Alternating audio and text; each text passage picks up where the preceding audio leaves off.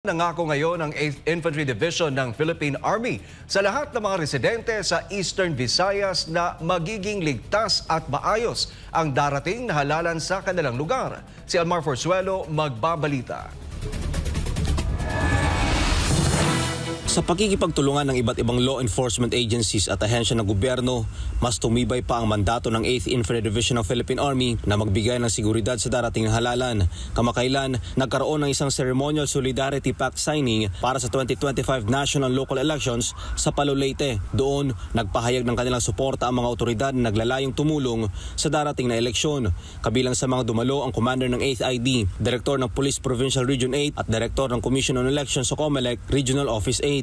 Dumalo rin at nagpahayag ng suporta ang Coast Guard District Eastern Visayas, pati na rin ang mga sumusunod na ahensya ng Region 8 na ang Department of the Interior and Local Government, Department of Information and Communication Technology at ang Department of Education. Ayon kay Major General Adonis Ariel Orio, Commander ng 8th ID ng Philippine Army, ang kanilang paglagda sa Solidarity Pact ay hindi lang anya basta-bastang pirma lang. Ito ay pangako sa taong bayan na mananatili ang demokrasya sa kanilang lugar sa panahon ng halalan. Anya, ang naturang pagpupulong ay isa ding patunay na kahit iba-iba man ang kanilang papel na ginagampanan sa lipunan, sila ay nagkakaisa sa isang layunin na masigurong naririnig ang boses ng mga Pilipino sa kanilang lugar at na sila ay protektado at respetado. Pinangako rin ng opisyal sa mga mamamayan sa Eastern Visayas na ang Philippine Army patuloy na maninindigan para sa kaayusan at kapayapaan at dedepensahan din daw nila ang karapatan ng mga Pilipino na makapagpili ng kanilang napupusuang leader na walang takot. Samantala sa kabuuan, ang Armed Forces of the Philippines, Philippine National Police at Philippine Coast Guard